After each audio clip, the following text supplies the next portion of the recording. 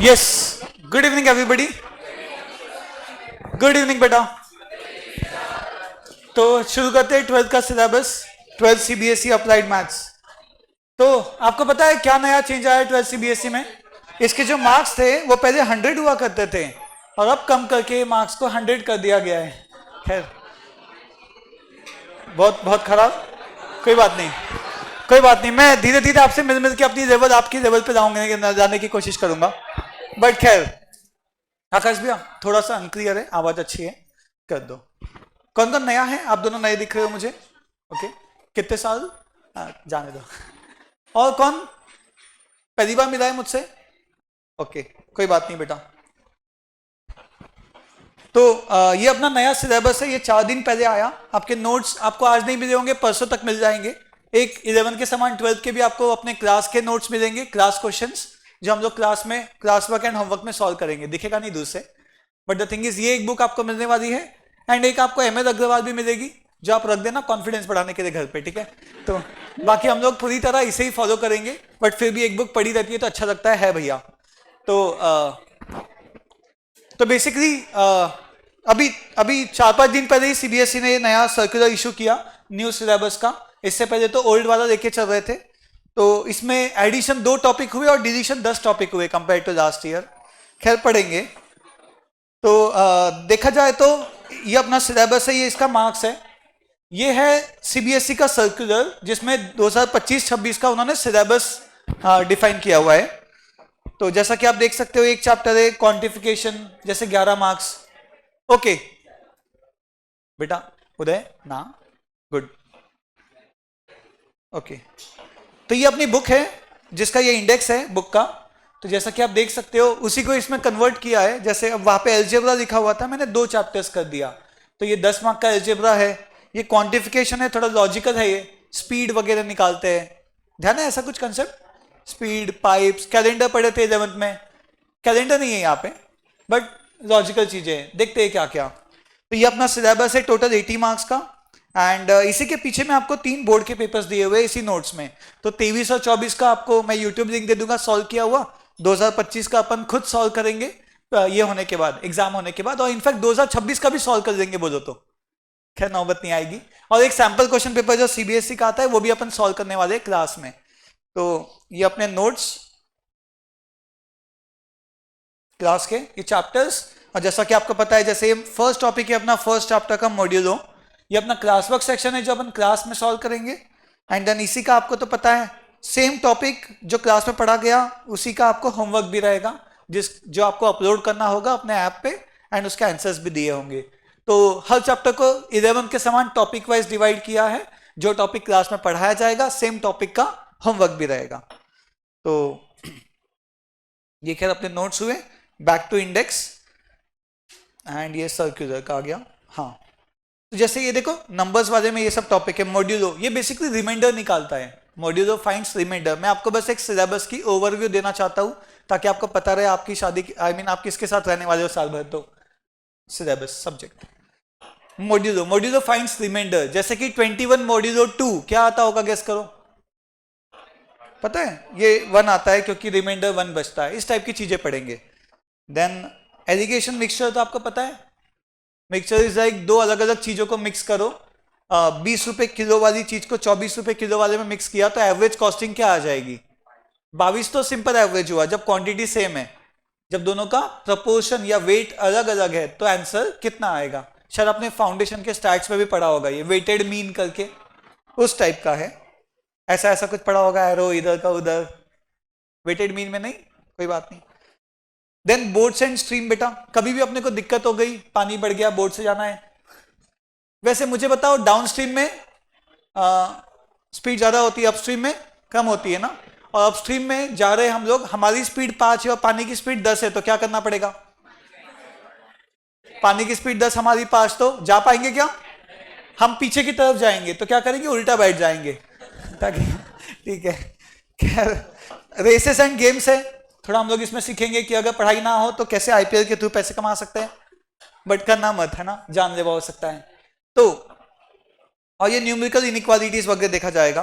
First chapter क्या weightage था इसका फर्स्ट का? 11 मार्क्स। देखो सबसे अच्छी बात है कि इसका वेटेज अच्छा है, क्योंकि टफ चैप्टर का वेटेज कम हो तो ज्यादा अच्छा होता है ना अपने लिए।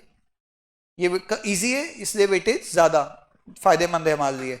ये अलजेब्रा है, इसमें बस दो चीजें आएंगी, मैट्रिसेस एंड डिटर्मिनेंट्स। ये हम लोग बेटा सीए फाउंडेशन, अरे आप हो, बेटा बेटा sorry sorry, matrices and determinants.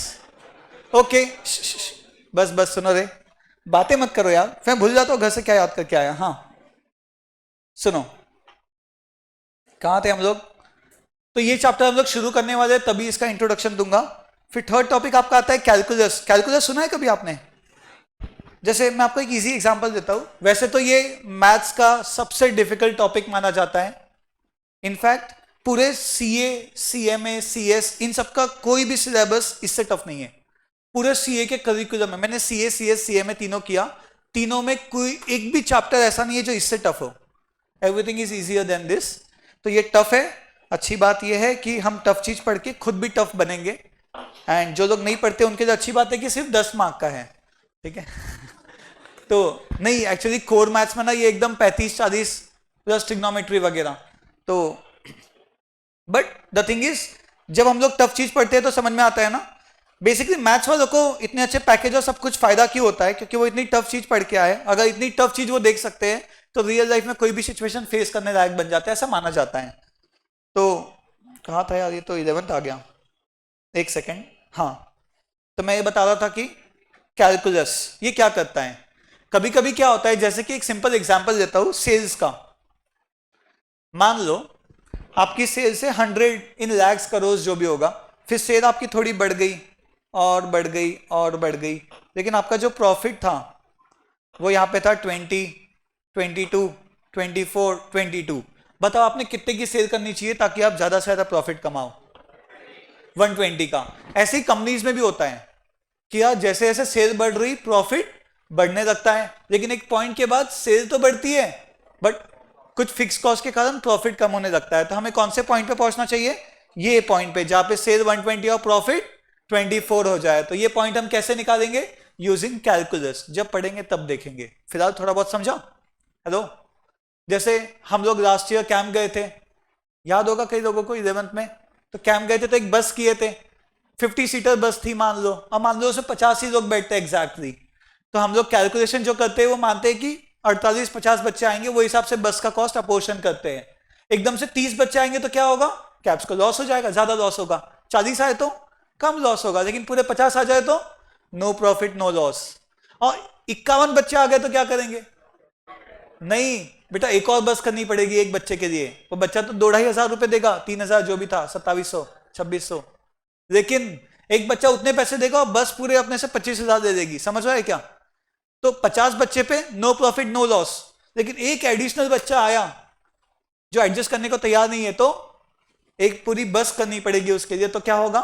Assuming there are no cars in the market, तो नुकसान हो जाएगा। समझ रहे हैं? तो कौन से पॉइंट तक जाना? देखो सेल रिसीट्स तो बढ़ गई, 50 से ज्यादा रिसीट होती है 51 बच्चों की, रिसीट बढ़ गई, मगर आपका प्रॉफिट या क्या हो गया? लॉस बढ़ गया। क्यों ऐसा बेटा? प्रॉफिट कम या लॉस क्यों बढ़ गया? क्योंकि फिक्स कॉस्ट बढ़ गई। फिक्स कॉस्ट क्या थी? एक और बस करनी पड़ी। समझा? इसलिए इस साल हम बस करेंगे ही नहीं, ट्रेन से जाएंगे। ट्रेन से आपकी हमने डेट्स ऑलरेडी बुक कर लिया है। खैर, तो ये हम पढ़ेंगे।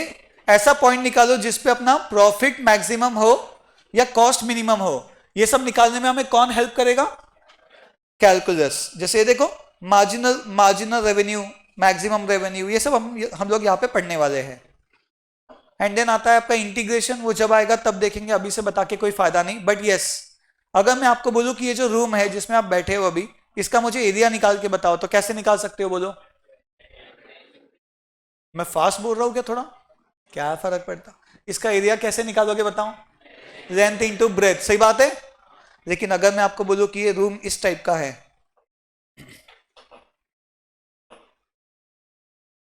अब इसका एरिया निकालो, तो क्या करोगे? तो बेसिकली क्या? you will have to use integration, there is no other way out. Hello, you will have to use integration. Integration find करता है कर्व के नीचे की एरिया। ये इस साल ऐड हुआ है टॉपिक। हम लोग हमेशा पढ़ते थे मगर सिलेबस में नहीं था। बट ये लोग क्या करते हैं, इनको ना क्वेश्चन जब कॉपी करने होते हैं एग्जाम के लिए ना, तो लोग इंटीग्रेशन में ये क्वेश्चन पक्का कॉपी करते हैं और एग्जाम में भी आ जाता है। तो उन्होंने एक काम अच्छा किया कि इसे इंक्लूड किया इस बार सिलेबस में, area under the curve. In fact आपने वो देखा है, स्पीयर देखा है कोई? स्पीयर, क्रिकेट बॉल भी स्पीयर ही होता है, फुटबॉल भी इनफैक्ट। तो स्पीयर की वॉल्यूम का फॉर्मूला क्या था? 4/3 पाई आर क्यूब। बेटा नहीं भी आया तो ऐसे तो कर ही सकते हैं, ठीक है। 4/3 पाई आर क्यूब, वो कहां से डिराइव हुआ? इंटीग्रेशन से डिराइव हुआ, ठीक है। तो ये निकालता है area under the curve, integration के टाइम पढ़ेंगे। ये पूरा डेरिवेटिव इंटीग्रेशन मिला के 10 मार्क का ही है, चिंता की बात नहीं है। और इसमें और भी एप्लीकेशंस थी, जैसे कि बताओ इसकी लाइफ कितनी है, रेडियो कार्बन की लाइफ गिनते हैं ना, कितने साल है बताओ, ये 5000 साल में इतना डिकम्पोज हुआ, क्या लाइफ है? वो हट गया अभी, जाने दो। नेक्स्ट आता है अपना प्रोबेबिलिटी डिस्ट्रीब्यूशन, जिसमें हम लोग मेनली बाइनोमियल, पॉइजन और नॉर्मल डिस्ट्रीब्यूशन ये सब पढ़ेंगे। प्रोबेबिलिटी फाइंड करने में हेल्प करता है अलग अलग, जैसे नॉर्मल प्रोबेबिलिटी में ये काम आता है। फिर अपना आया नहीं क्या स्क्रीन पे? आ तो गया। फिर अपना ये हेल्प करता है जैसे बुक्स में नंबर ऑफ मिस्टेक्स फाइंड करने में, जब बहुत सारे वर्ड्स में से थोड़ी सी मिस्टेक्स हो, पॉइजन यूज होता है। नॉर्मल भी है, ये सब हम लोग धीरे धीरे जब चैप्टर आएगा तब बताऊंगा। इन्फ्लुएंशियल स्टैटिस्टिक्स ये सबसे इंपॉर्टेंट है। कोई भी एनालिस्ट वाले जॉब में जाओ, कोई भी इकोनॉमिक्स, मैथ्स, एनालिसिस, स्टॉक्स, इन सब के जॉब में जाओ मैनेजरियल पोजीशन पे, तो वहां पे रिसर्च होता है जो ये चैप्टर को यूज करता है। मैं एक एग्जांपल देता हूं। जैसे मान लो आपका पल्स रेट है 80 बीट्स पर मिनट, होता है क्या 80? होता होगा, अपन कॉमर्स वाले। 80 बीट्स पर मिनट, ठीक है। हेलो, गिन के देख लो बेटा। हाँ, 80 बीट्स पर मिनट। फिर कहते हैं कि योगा करने से अपना पल्स रेट कम होता है। कम होना यानी बुरी बात नहीं होती बेटा, पल्स रेट कम यानी आप ज्यादा रिलैक्स्ड हो, यानी 0% तो बेस्ट हो गया, एकदम ही रिलैक्स्ड हो आदमी, ठीक है। तो 80 बीट्स पर मिनट से कम होके मतलब कम हो जाएगा। तो आपने क्या किया? आपने 3 महीना योगा किया, शवासन नहीं, जो भी योगा किया आपने 3 महीना, एंड देन आपका जो पल्स रेट था वो 80 की जगह इस बार 75 आया। तो अब क्वेश्चन आएगा कि वाकई में ये जो 80 से 75 हुआ, क्या ये योगा के कारण हुआ? तो आपको कंक्लूजन देना होगा कि क्या yoga was responsible for reducing your pulse rate. अब गलती से भी तो हो सकता है बेटा, 80 का 75, डाइट अच्छा हुआ तो भी कम हो जाता है, सही बात है कि नहीं? तो योगा से कितना, योगा से कम हुआ कि नहीं, इसके बारे में हम लोग वहां पे आंसर्स देते हैं यूजिंग सम मॉडल्स। और कंपनी में भी ऐसे ही होता है, ये लोग क्या करते हैं, एक स्ट्रैटेजी बनाते हैं। जैसे ना मेरी सिस्टर फ्लिपकार्ट में है, तो अभी फ्लिपकार्ट में नया आपने देखा होगा ब्रांड मॉल करके आया, या बिग बिलियन डे आता है, तो ये लोग ना स्ट्रैटेजी बनाते हैं। तो जैसे अब इन्होंने रखा 30,000 में मोबाइल बेचेंगे वन प्लस का, कुछ क्वांटिटी बिकी। फिर उन्होंने सोचा कि यार सिर्फ 500 रुपए प्राइस कम करने से हमारा 500 का तो नुकसान होगा, but at the same time sales profit बहुत ज्यादा बढ़ेंगे। तो और वाकई में 500 कम करने से सेल और प्रॉफिट बढ़ जाता है। तो फिर आपको बताना होता है रिसर्च करके कि क्या वाकई में जो सेल्स बढ़ी ये इसी पॉइंट के कारण बढ़ी या कोई और रीजन भी था, क्योंकि मार्केट में देयर आर 100 रीजंस सेल और प्रॉफिट बढ़ने के, सही है ना। गुडविल हो सकता है और कोई स्ट्रैटेजी हो सकती है, तो इस स्ट्रैटेजी का उसमें क्या हाथ था ये आप सीआईडी की तरह ढूंढोगे। वैसे आपको सिर्फ यस नो बताना है, उसका हाथ था कि नहीं, ठीक है। जब आएगा तब देखेंगे, चिंता की बात नहीं। मैं जगा रहा हूं कि डरा रहा हूं? डर तो नहीं लग रहा है मैं ऐसी ऐसी बातें कर रहा हूँ, ठीक है। मैं कह रहा हूँ कि कुछ नया है, ऑब्वियसली आपको जो मैं बता रहा हूँ ये आता नहीं होगा, आता नहीं तभी तो पढ़ रहे।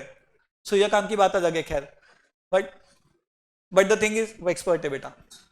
लेकिन द थिंग इज टफ चीज आएगी तभी तो हमारी लेवल बढ़ेगी। तो मैथ्स को तो फेस करना ही है हमको। आप तो जानते हो मैं फिर से वो नहीं बोलना चाहता कि मैथ्स आपके ब्रेन को स्ट्रांग बनाता है, एंड आपको भी, सही है, बढ़िया।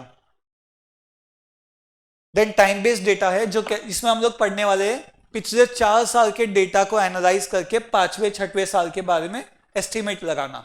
अगर आपको पिछले 4 साल की सेल दिया हो तो आप गेस करोगे एक इक्वेशन बना के कि बताओ 5वें या आज से 4 साल बाद क्या सेल रहेगी। पास्ट को एनालाइज करो ताकि फ्यूचर प्रेडिक्ट कर पाए, समझे बेटा। जैसे देखो आपके माथे पे क्या लिखा है, तो पास्ट को स्टडी करके फ्यूचर मतलब नहीं दिख नहीं रहा, ठीक है, ओके। देन अपना आता है फाइनेंशियल मैथ्स। ये परपेचुइटी आपको पता है परपेचुइटी क्या होती है? आजीवन, आजीवन चलते रहेगा। सिंकिंग फंड इज लाइक लोग थोड़ा थोड़ा जमा करते हैं ताकि एट द एंड बहुत सारा जमा हो जाए, retirement corpus. Valuation of bond ये अभी ऐड हुआ है, ऑल्दो हम हमेशा पढ़ते आए हैं 12th में, मगर ये अभी ऐड हुआ है इस टाइम। वैल्यूएशन ऑफ बॉन्ड, मैं आपको बॉन्ड दिखाऊंगा, मैंने पवन सर, हम संकेत सर, हम लोगों ने बॉन्ड्स भी दिए हैं, तो वो दिखाऊंगा कहाँ कैसे वर्क किया वो। देन ईएमआई कैलकुलेट करना, सीएजीआर निकालना म्यूचुअल फंड्स में बहुत काम आता है। डेप्रिसिएशन कंपाउंडिंग वाले, कंपाउंडिंग मतलब खैर अपने को लीनियर मेथड है, वो रिड्यूसिंग मेथड नहीं है इसमें। देन आएगा आपका लीनियर प्रोग्रामिंग, जिसमें दो चीजें आती है, मेनली दो ही चीज पढ़ेंगे इस लीनियर प्रोग्रामिंग में, वो होगी पहला प्रॉफिट मैक्सिमाइज करना, दूसरा कॉस्ट मिनिमाइज करना। जैसे कि मान लो हमारे पास एक या किसी बंदे के पास एक छोटा सा 100 स्क्वायर फीट का हॉल है और उसे वहां पे नया सेटअप डालना है, समझो किस चीज का, रेस्टोरेंट ओपन करना है 100 स्क्वायर फीट में, तो वो क्या सोचेगा प्रॉफिट मैक्सिमाइज करने के लिए? बोलो क्या सोचेगा? मैं तो दिन भर में 1000 डोसा बना लूं, 1000 सैंडविच बना लूं, प्रॉफिट बढ़ेगा, सही बात है। लेकिन वो ऐसा नहीं करेगा, क्यों? Subject to limitations. पहला, जगह इतनी सी है, एक एक आदमी लाइन में रख के भी खाएगा तो भी 1000 नहीं मतलब इतनी सी जगह में 1000 पूरे नहीं होंगे। दूसरा लिमिटेशन, 1000 बनाने के लिए उसको 10 शेफ लगेंगे, उतने मशीन्स इक्विपमेंट्स लगेंगे, उतना उसके पास कैपिटल नहीं होगा, समझ रहा है? तो हवा में बहुत उड़ना है, प्रॉफिट मैक्सिमाइज करना है, सब्जेक्ट टू कंस्ट्रेंट्स या लिमिटेशन, जिसको हिंदी में बोलते हैं, जाने दो क्या, तो कंस्ट्रेंट्स, ये एक केस हुआ। सेकंड आता है कॉस्ट मिनिमाइज करना। जैसे मान लो अगर मेरे घर वाले सोचे कि घर पे फूड का कॉस्ट मिनिमाइज करना है, तो बेस्ट रास्ता क्या है? खाना ही मत खाओ, देख रहे हो तो नहीं मैं खाता हूं बेस्ट रास्ता क्या है? खाना मत खाओ। बट ऐसा नहीं बेटा, सब्जेक्ट टू कंस्ट्रेंट्स। पहला, भाई विटामिन ए इतना पूरा होना चाहिए, प्रोटीन इतना मिलना चाहिए, देखो देख के समझ रहा होगा, कार्ब इतना मिलना चाहिए, फैट इतना होना चाहिए। तो ये सब कंस्ट्रेंट्स ध्यान में रखते हुए हमें कॉस्ट मिनिमाइज करना है, समझा क्या बेटा? खाने का खर्चा कम करना है, लेकिन प्रोटीन, कार्ब, मिनरल्स, फैट, इन सब का रिक्वायरमेंट पूरा करते हुए। तो ऐसे दो टाइप के प्रॉब्लम इसमें पढ़ेंगे और एग्जैक्ट आंसर निकालेंगे कि घर पे खाना कितना खाना चाहिए, या प्रॉफिट कंपनी में मोबाइल कितने मैन्युफैक्चर करने चाहिए, या डोसा कितने बनाने चाहिए। ये सब हम लोग इस चैप्टर में सीखेंगे। तो ये आपका एक चैप्टर का ओवरव्यू। किसी को इसमें कोई डाउट हो ही नहीं सकता क्योंकि हमने शुरू ही नहीं किया कुछ। खैर आई होप आपको ये वेटेज समझ गया जो मैं आपको बता रहा था। मैट्रिसेस, डिटर्मिनेंट्स वो अलजेब्रा का पार्ट है। ये मैथमेटिकल रीजनिंग हो गया, calculus, probability, descriptive stats, financial maths और कोऑर्डिनेट जो, एक मिनट, ये 11th हो गया बेटा। वही तो बोले यार 12th में कहाँ से आ गया? हाँ 11 के पीछे 12। इसमें कुछ गड़बड़ है ना, ऑटोमेटिक पीछे फेंक रहा है, पता नहीं क्यों। खैर, तो algebra, calculus, inferential, financial, linear programming. ये पता है लीनियर प्रोग्रामिंग मुझे मैंने कहाँ पे पढ़ा हूँ? सीए फाइनल में था मुझे ये टॉपिक, तो अब वहां से हट गया है। सीए फाइनल में था और सीएमए इंटरमीडिएट में भी था, दो जगह पढ़ा था, और अब ये सीधा 12th में लैंड किया है। तो बाकी फाइनेंशियल मैथ्स तो आप जानते ही हो इंपॉर्टेंस, टाइम बेस्ड डेटा बढ़िया, इन्फेरेंशियल भी इसी का पार्ट है। सिर्फ देखो ये दो टॉपिक्स है जो कोर मैथ्स में भी होते हैं, बाकी सब अप्लाइड के यूनिक है, वहां पे नहीं है। अलजेब्रा जिसमें क्या पढ़ने वाले हैं? मैट्रिसेस और डिटर्मिनेंट्स, बोलो बेटा, और साथ में कैलकुलस। कैलकुलस में आता है डेरिवेटिव्स एंड इंटीग्रेशन, दुनिया का सबसे टफ सिलेबस का पार्ट मैथमेटिक्स का। तो बाकी सब बढ़िया है। चलते अपने पहले चैप्टर की ओर जिसका नाम है मैट्रिसेस। तो दिस इज लाइक बुक का पहला चैप्टर मैट्रिसेस। आज आपके पास बुक नहीं है इसलिए मैं घर से क्वेश्चन लिख के लाया हूं, चिंता मत करो, नेक्स्ट क्लास तक आपके पास बुक होगी। हेडिंग डालिए मैट्रिसेस। चैप्टर नंबर बताओ क्या? हाँ, चैप्टर नंबर 2 मैट्रिसेस। ये चैप्टर शुरू करने का रीजन है कि अपनी क्लास रोज नहीं है ना, अभी गैप गैप में है, तो ये चैप्टर गैप गैप में किया जा सकता है। बाकी फर्स्ट चैप्टर को और बाकी चैप्टर्स को एक कंटिन्यूएशन लगता है, इसलिए ये चैप्टर स्टार्ट कर रहा हूं। बहुत बढ़िया, जमेगा। क्या हुआ?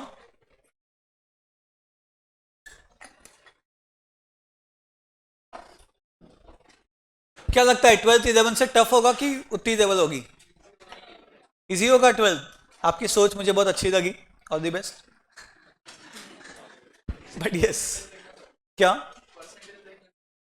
नहीं नहीं कोई बात नहीं, चलता है बेटा, एग्जाम में जमेगा, चिंता की कोई बात नहीं। तो मैट्राइसिस, देखो बेटा क्या होता है, मान लो मैं आपके सामने डेटा लेके आऊं, जैसे कि 11th के बच्चे, ये 12th के, ये मैथ्स पढ़ने वाले और ये नॉन मैथ्स वाले, आ रहा है स्क्रीन पे बराबर? यस। मान लो 11th में 150 लोगों ने मैथ्स पढ़ा, 20 ने नहीं पढ़ा। मान लो 12th में 165 लोग मैथ्स पढ़ेंगे, 25 नहीं पढ़ेंगे।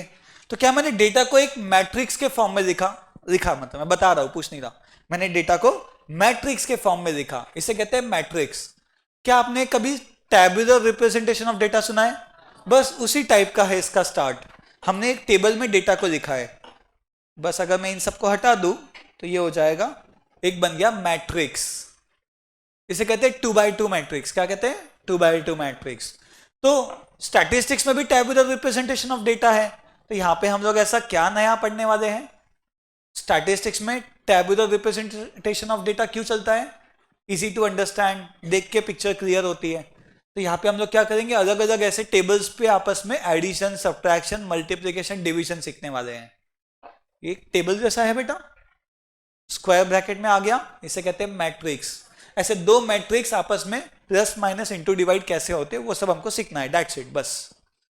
फिर आपको पता है 2 इक्वेशन सॉल्व करने के रास्ते, एलिमिनेशन मेथड, सब्स्टिट्यूशन, ग्राफिकल और क्रेमर्स रूल। वो क्रेमर्स रूल यही से आया हुआ है, पढ़ेंगे यहाँ पे। तो यहां से भी इक्वेशन सॉल्व होते कैसे आगे देखेंगे, बट फिलहाल आपको डेटा हमेशा ऐसा दिया होगा, बट वो आया कहां से होगा? कोई ना कोई इंफॉर्मेशन बेस पे। 11वीं के मैथ्स के बच्चे 150, इस आधार पे वो डेटा लाया हुआ होगा। Is that okay everybody? अब इसे कहते हैं हम लोग 2x2 मैट्रिक्स। क्या कहते हैं? 2x2 मैट्रिक्स, क्योंकि इसमें 2 रो और 2 कॉलम है। ये क्लास में कितने रो है बताओ? नहीं बेटा, वो 3 कॉलम है। क्या है वो? 3 कॉलम। जो वर्टिकल, देखो ना आपके घर पे जो कॉलम है ऐसे लगे कि नीचे जमीन पे लगे? कॉलम है, अच्छा लगे कि नहीं आपको पता ही नहीं। आपका घर कॉलम के बेस पे तो खड़ा होगा बेटा। हेलो, ठीक है, जान दो, ऊपर भगवान रस्सी से पकड़ के ऐसा नहीं ना। तो दिस इज 2x2 मैट्रिक्स। तो ये हो गए आपके दो, ये 2 कॉलम है कि 2 रो है जो बनाया? 2 रो और ये 2 कॉलम, बढ़िया, 2x2। फिर अगर डेटा को मैं ऐसे लिखूं 1 4 2 3 6 2, बताओ ये कितने बाय कितने मैट्रिक्स हुआ? इसमें 2 रो है तो इसे कहते हैं 2x3 कॉलम। ठीक है, तो एक मैट्रिक्स को रिप्रेजेंट करते हैं इस फॉर्म में, Aij, और यहां लिखते हैं number of rose into number of columns, number of rose into number of columns. जो लोग नए आए हैं आपको 5-6 दिन लगेंगे मेरी हैंडराइटिंग समझने में बेटा, तो ठीक है, बाकी ठीक है, बाकी लोगों को आ जाते हैं। तो बाजू वाले से पूछ सकते हो क्या लिखे सर ने, कभी कभी मुझे नहीं समझता, इन लोगों को अब समझ गया है। हाँ, ये क्या था बेटा? रो था। हाँ, तो number of rose into number of columns, इस प्रकार से मैट्रिक्स को रिप्रेजेंट करते हैं। तो क्या करते हैं, जैसे जो पहला आइटम है ना, इसे कहते हैं A11।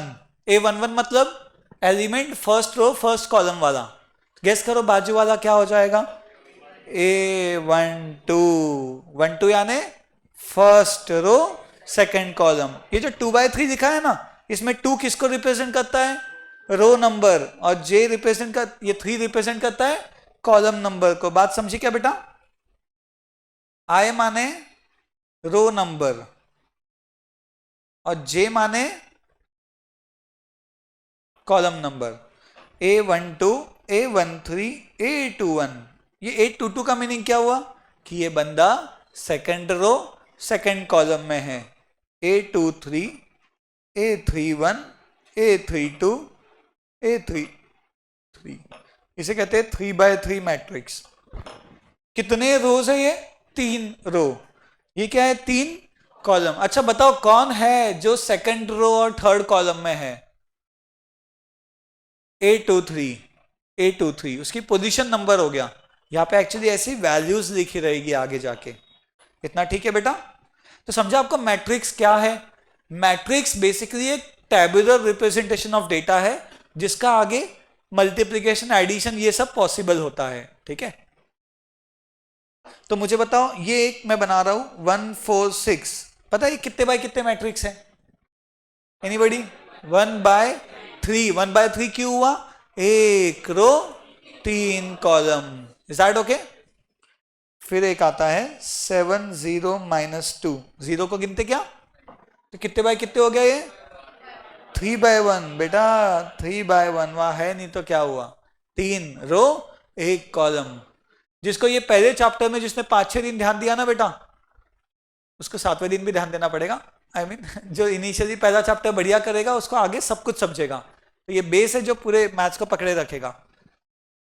तो यस ये लिख लो फटाफट, number of rose into number of columns. एक लास्ट लिख देते हैं, गेस करना वो कैसा है। 6 2 3 4 5 -1, कितने बाय कितने मैट्रिक्स है ये? 3/2 मैट्रिक्स। फिर आगे क्या करना वो सब तो पढ़ेंगे, बट फिलहाल एक मैट्रिक्स कितने बाय कितने का होता है? Number of row by number of column. तो जो लोग 11वीं में बढ़िया मजाक किए, इट इज ओके, अब तो वो गया, बट 12th में अपने को बढ़िया पढ़ने का है बेटा। चलो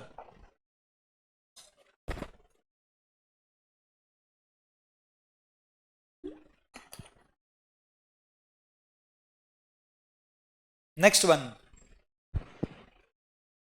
हो गया बेटा, लिखना सबका। Construct 2/3 matrix. क्या 2/3 मैट्रिक्स के नाम से आपको यह समझा कि वो मैट्रिक्स ऐसा होगा? A11 A12 A13 A21 A22 A23। क्या हो गया ये? 2/3। 2/3 क्यों? 2 रो बाय 3 कॉलम। ये समझ रहा है क्या? 2 रो बाय 3 कॉलम, इसे कहते हैं 2/3 मैट्रिक्स। हाँ बोलो रे, बोलो ना आर्यन। बढ़िया। ओके एवरीबॉडी, तो ये कैसे फाइंड करना? उसने ए आई जे को ऐसे डिफाइन किया है, देखो, matrix A is given by A I J 2/3, जिससे मुझे समझा कि ये 2/3 मैट्रिक्स है। ये नहीं दिखता ऐसा और बोलता कंस्ट्रक्ट मैट्रिक्स, तो कितने बाय कितने का कंस्ट्रक्ट करता मैं? 2/3 का। कैसे पता 2/3 करना है? वहां लिखा हुआ है। वेरी गुड बेटा, वाह। ए I J is 2i - j। बढ़िया, ये हो गया अपना ए आई जे का फॉर्मूला, ए आई जी। ठीक है, तो अब हमें क्या करना होगा? ये आई किसको रिप्रेजेंट करता है? आई रो नंबर और जे कॉलम नंबर। जैसे ये A23 में आई की जगह 2 है, आई की जगह 2 क्योंकि ये सेकंड रो में है, और इसी A23 में जे की जगह 3 है क्योंकि ये थर्ड कॉलम में है। तो कोई बंदा A42, इसका मीनिंग क्या हो जाएगा बताओ? इसका चौथा रो है और सेकंड कॉलम, यानी भैया यहां पे होगा ना वो बंदा, 4th रो सेकंड कॉलम। बात समझिए, ये एलिमेंट की बात हो रही है। Is that okay? चलो, अब मुझे A11 निकालने के लिए आई की जगह क्या लिखना होगा? आई की जगह 1 और जे की जगह क्या लिखना होगा? 1। ये दोनों 1 अलग अलग है कि एक ही है? कितना आ गया ये? 1 आ गया। अब A21 निकालने के लिए हमें क्या करना होगा? आई की जगह क्या लिखेंगे? 2, यानी जे की जगह बेटा ए आई जे में आई की जगह आला 2 आणि जे ची जाग्यावर 1। पुढे बघा मग, ये आ गया आपका A11 और A21। आगे हम निकालेंगे A12। A12 के लिए क्या होगा? आई की जगह पे क्या बोलो, और जे की जगह, आई की जगह 1, जे की जगह 2, ये आ गया 0। और A22 में क्या होगा? आई की जगह भी 2 और जे की जगह भी 2। समझ में आ रहा है क्या बेटा? मुझे पिछले साल ही समझ गया था ये, बहुत बढ़िया। खैर में आके देखो, 2 इंटू आई की जगह क्या बोलो बेटा? आई की जगह और जे की जगह 3।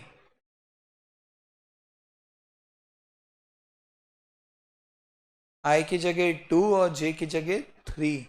तो हमने सारे एलिमेंट्स ढूंढ लिया, उसे यहाँ पे लिख दो। जो भी आपने ढूंढा इसे यहाँ से यहाँ मैट्रिक्स में लिख दो।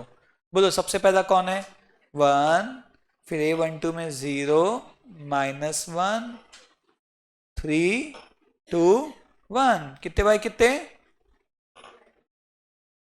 2/3 इज दैट ओके एवरीबॉडी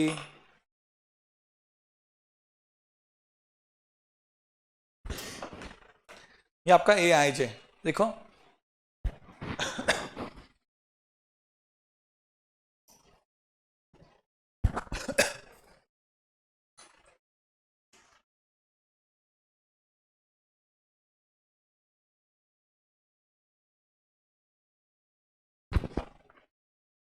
बेटा जमा मैट्रिक्स कैसे कंस्ट्रक्ट कर रहे हैं हम लोग हेलो ए आई जे के फॉर्म में दिया होगा उसका डेफिनेशन लॉजिक उसमें आई की जगह रो नंबर लिखा और जे की जगह क्या लिखा कॉलम नंबर एंड हमारा बन गया मैट्रिक्स चलो आगे बढ़ाते हैं देखो फास्ट बहुत बढ़िया लग रहा है हो जाएगा ठीक है क्या लगता है मैट्रिसेस इजी होगा मीडियम होगा कि टफ होगा खैर जज करेंगे होने के बाद बट इजी नहीं है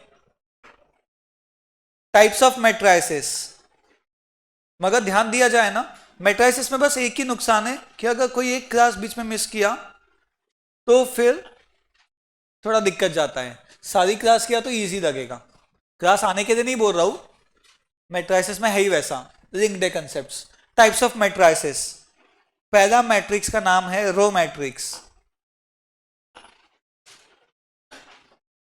क्या लगता है नाम से क्या होगा रो मैट्रिक्स जिसमें एक ही रो होगा जैसे 1 4 2 एक रो बाय 3 कॉलम या फिर 6 3 एक रो बाय देखो एक रो बाय 3 कॉलम एक रो बाय 2 कॉलम 1/3 मैट्रिक्स 1/2 मैट्रिक्स तो रो मैट्रिक्स में केवल एक रो जैसा दिखता है वो कॉलम कितने भी हो ये क्या हो गया बेटा रो मैट्रिक्स एमसीक्यू में पूछते हैं बोलो क्या देखो कितने मैक्सिमम कितने होते हैं तो बेसिकली अपने को 3/3 मैट्रिक्स तक के है सिलेबस में कुछ कुछ इजी क्वेश्चन में 4/2 वगैरह भी दे देंगे या 2/4 फिर इंजीनियरिंग फर्स्ट ईयर में अगर किसी का जाने का प्लान होता तो वहां पे 4/4 मैट्रिक्स होता है बोलो तो एक आध क्वेश्चन करके बता दूंगा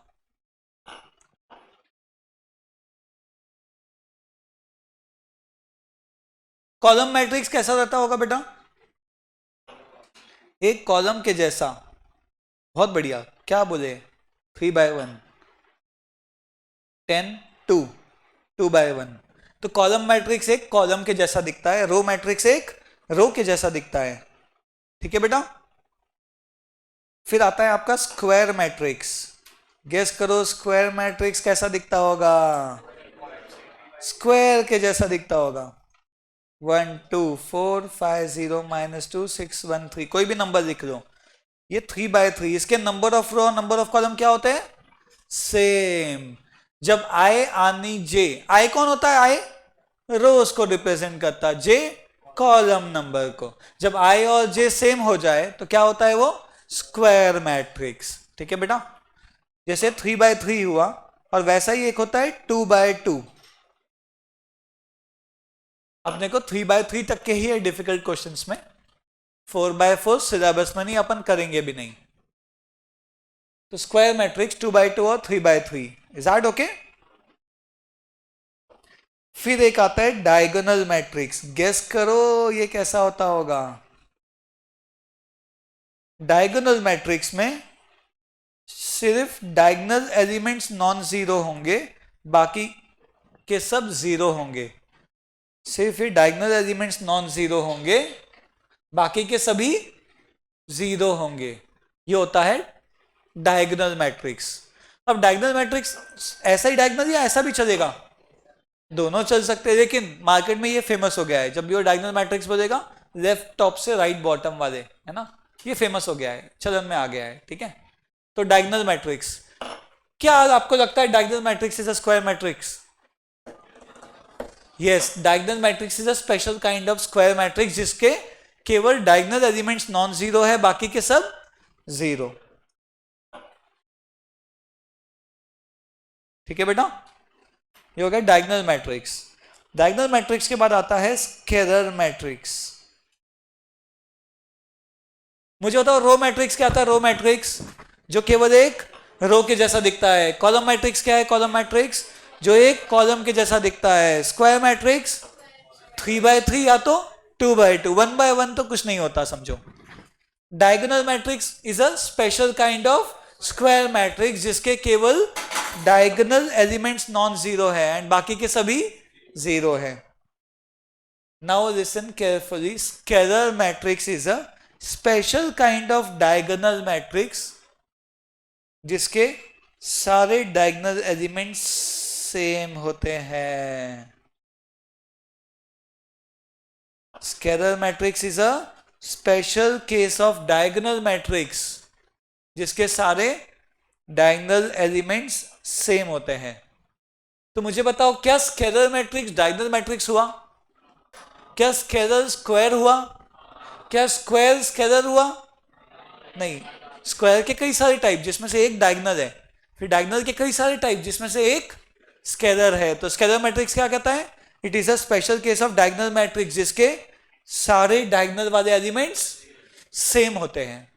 ठीक है, ये हो गया आपका क्या? Scalar matrix. That okay? Row, column, square, diagonal क्या है? डायगोनल में होंगे, बाकी के सब जीरो। और स्केलर क्या है? स्केलर डायगोनल वाले नॉन जीरो, बाकी के सभी जीरो। खत्म।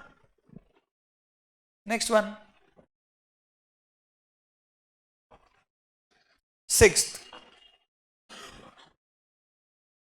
sixth is a unit matrix.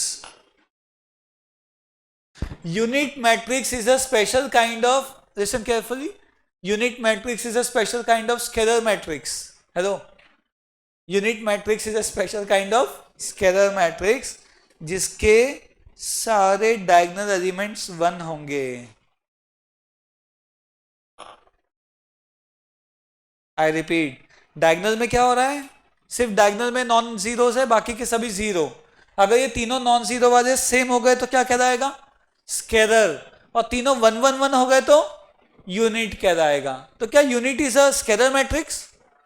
क्या यूनिट इज अ डायगोनल? क्या diagonal is a square? Unit scalar है, स्केलर डायगोनल है, तो क्या यूनिट डायगोनल है? इसलिए वो ट्रांजिटिव है। Ignore. Unit is a scalar, scalar is a diagonal. पिता का पिता ग्रैंड पिता है। ठीक है, बॉटल की बात नहीं हो रही है। ठीक है, चलो डन। ठीक बेटा,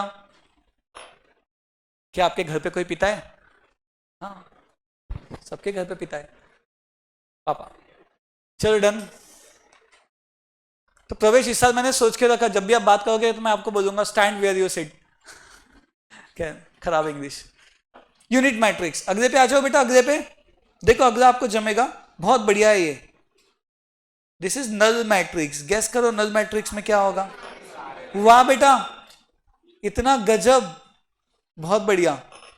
इन्हें क्या समझदारी है आप लोगों की, नल मैट्रिक्स गेस कर लिया। सब जीरो। मैं तो तेरे रंग में। अपर ट्रायंगुलर मैट्रिक्स, गेस करो।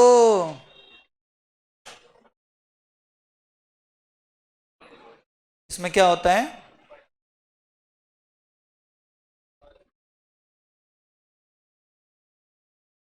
यहां पे एक ऊपर के साइड ट्रायंगल बनता है।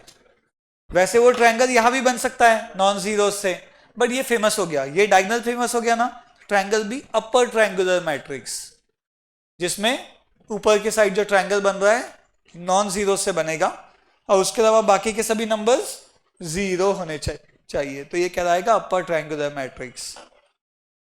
इसी का 2/2 का एग्जाम्पल ऐसा है, अपर ट्रायंगुलर मैट्रिक्स। ये सब एमसीक्यू में आता है, इसलिए हमें पढ़ना जरूरी है। लॉजिक वगैरह में आगे इसका काम नहीं, जैसा भी दिया होगा हम उसे स्वीकार करके आगे बढ़ेंगे। नेक्स्ट है लोअर ट्रायंगुलर मैट्रिक्स। गैस करो बेटा।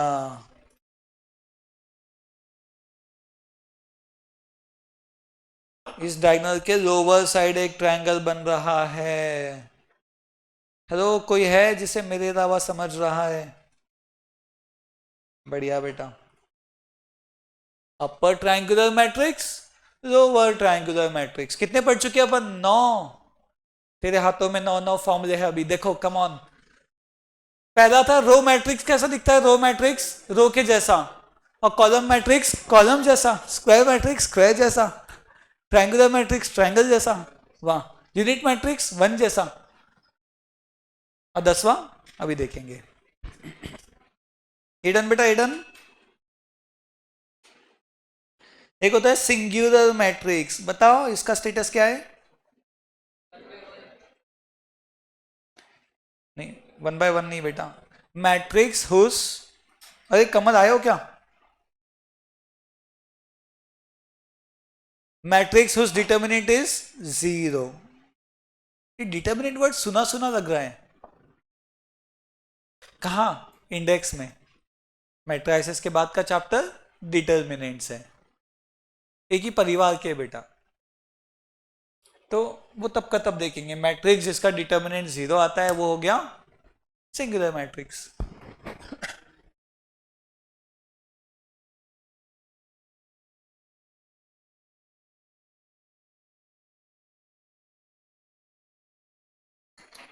आप ऑफलाइन पहली बार आए क्या वेदिका? आए नहीं, इधर 12th में तो पहली बार आए। बढ़िया, अच्छा लग रहा होगा, बहुत बढ़िया। हैंड राइटिंग ठीक है ना? सुधर रही है आपकी? गुड। चलो, हाँ बेटा। नल मैट्रिक्स स्क्वायर में ही रहेगा। यस, ये ऐसे नल मैट्रिक्स नहीं होंगे बेटा, ऐसा पढ़ा है नहीं बेटा। नल मैट्रिक्स भी स्क्वायर का ही टाइप है, ठीक है। चलो इतना डन। अब 2-4 क्वेश्चन करके देखते हैं जमते हैं क्या अपने को। आ जाओ पहले सवाल पे, पहले दिन पहला सवाल, ठीक है। तो खैर, अब मैट्रिक्स हैज 2 एलिमेंट्स। कितने एलिमेंट है मैट्रिक्स में? 2। What are the possible orders it can have? It could be 1 by 2 matrix और it could be 2 by 1 matrix. क्या ऑर्डर हो सकते हैं इसके? 2 by 1 या 1 by 2। बहुत बढ़िया। 2 एलिमेंट है ना इसलिए। अगर 4 होते तो क्या क्या बन सकते थे 4 में, बताओ? 4 by 1, 1 by 4, 2 by 2, बस हो गए बेटा, हो गए। ठीक है। 6 होते तो 6, 6 by 1, 1 by 6, और 3 by 2, 2 by 3, 4 by 1.5। साधा आदमी 4 by 1.5 नहीं होता, ठीक है। 6 आता है वो, बट मैट्रिक्स नहीं होगा। खैर, second question. A matrix is given by ये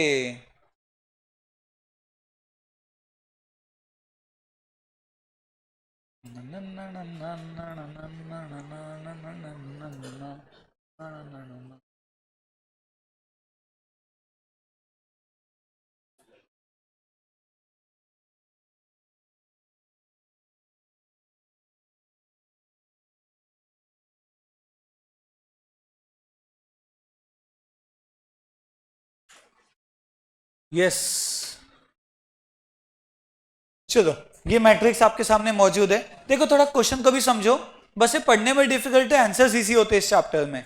तो जो हिम्मत दिखा के पढ़ेगा उसका बढ़िया होगा। क्या बोला है? Matrix A I J is a matrix given by, ये कहा भटक रहा है, हाँ। ये मैट्रिक्स है कितने बाय कितने बताओ? 1 2 3, 3 बाय 4, 3 बाय 4 में कितने एलिमेंट हुए? 12। राइट द ऑर्डर ऑफ ए। क्या ऑर्डर है इसका? 3 by 4। ऑर्डर मतलब 3 by 4 matrix, 2 by 2 matrix, 4 by 2 matrix, 3 by 1 matrix. This is the order. Find the elements A24। कौन है A24? A24 माने दूसरा रो चौथा कॉलम। कौन है उसमें? 6। A34 कौन है? थर्ड रो चौथा कॉलम। कौन? -25। समझ रहा है क्या? बढ़िया। ऑल्सो शो डैट, ये भी कुछ तो भी शो करना है। आप देख सकते हो, as we can already see they are equal, hence proved. चलो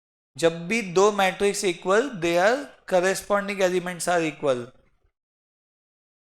और फिर ये पिवड़ा 15 के बराबर। ये यहाँ पे z होना चाहिए बेटा, z।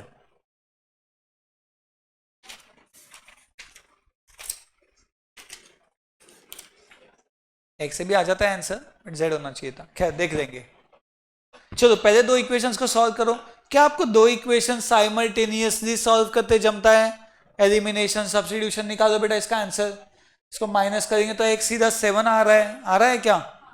x के 7 आने के बाद y सीधा सीधा 2 आ रहा है, नहीं जमा?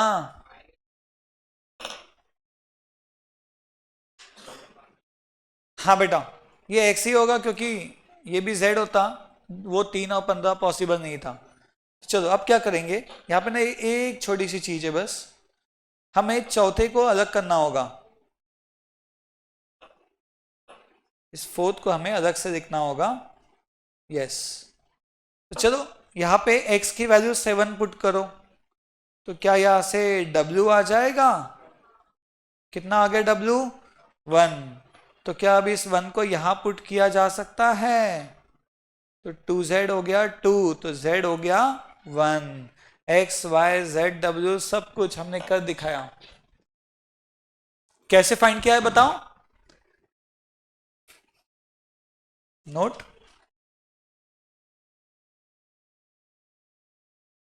व्हेन, देखो note, when two matrices, when two matrices are equal, when two matrices are equal, their corresponding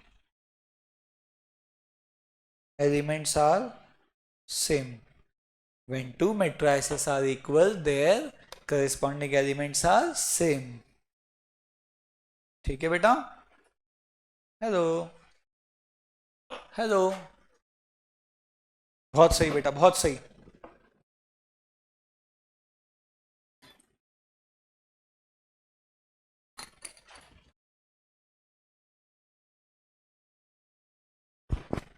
तो ये करस्पॉन्डिंग एलिमेंट सेम थे, इसकी मदद से हमने सब कुछ ढूंढ निकाला। ठीक है, एक्स वाई जेड डब्ल्यू का वैल्यू। पांचवा लिख रहे थे क्या? गुड। जूम करूं? जूम नहीं, क्या लिखा है बेटा यहाँ? वो तीसरा वर्ड क्या है टू के बाजू में? बढ़िया बेटा, बढ़िया। तो आप सब 12th होने के बाद ऑफिस से हैंडराइटिंग एक्सपर्ट सर्टिफिकेट देना ना भूले, मतलब एक्सपर्ट बन जाओगे ना तब तक। बढ़िया स्ट्रैटेजी देखा मेरी। खैर डन बेटा। क्या ये दोनों मैट्रिक्स इक्वल है? कैसे पता? इक्वल लिखा है, गुड बेटा। तो इनका क्या सेम हो जाएगा?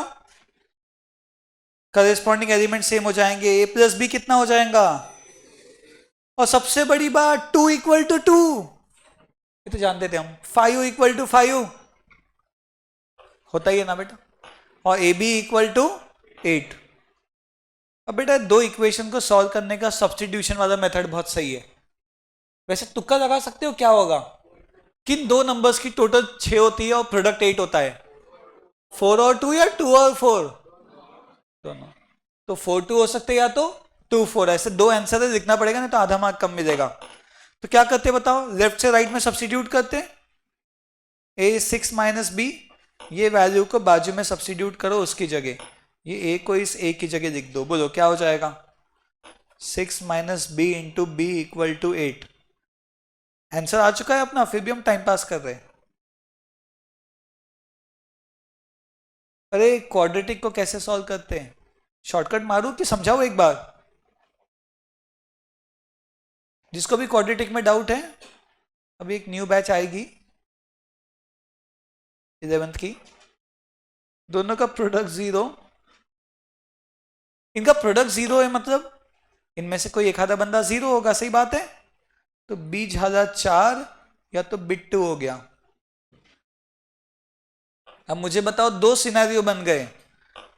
If b equal to 4 a equal to 2, if bit 2 then a equal to 4। क्या मजाक चल रहा है? दोनों की टोटल 6, प्रोडक्ट 8, तो आंसर क्या हो सकता है? 4,2 हो सकता है या फिर 2,4 हो सकता है। मुझे क्वेश्चन काफी आसान लगा आपको? बढ़िया। तो एक क्वेश्चन होमवर्क देता हूं आपको, नोट्स में से ही देता हूं। नहीं, मैं लिख के दे रहा हूं, हाथ से लिख के देता हूं, बट नोट से लिखता हूं दिमाग की जगह। यस।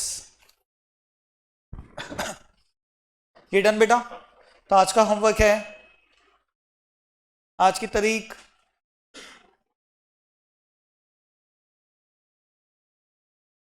2 अप्रैल। होमवर्क, अच्छा वो 1 अप्रैल नहीं है, नहीं तो करके नहीं आते, मजाक करे सर सोच के। तो पहला कंस्ट्रक्ट अ मैट्रिक्स, ये अपने नोट्स के होमवर्क सेक्शन का 3rd क्वेश्चन है। Construct a 2x3 matrix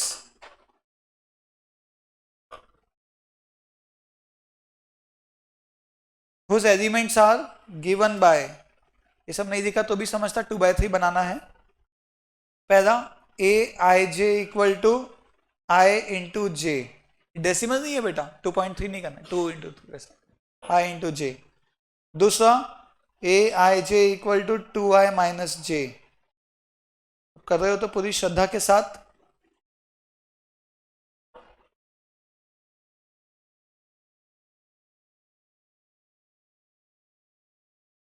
i plus J का square by 2, i plus J 2i minus J और i जे। बस ये एक ही क्वेश्चन है, 4 है वैसे। तो आप इसका फोटो खींच के रख देना, अभी कैप्स लर्निंग ऐप आजकल में बनेगी, तो अगली क्लास में होमवर्क अपलोड कर दूंगा मैं, तो वहां पे अपलोड कर देना, ठीक है। तो फिलहाल 2 अप्रैल का ये होमवर्क कंस्ट्रक्टेड 2x3 मैट्रिक्स, एक बार समझाओ कैसे बनाना पड़ेगा होमवर्क। बढ़िया, पेन से, वेरी गुड। तो किसी का कोई डाउट बेटा? नहीं? Okay then bye bye everybody.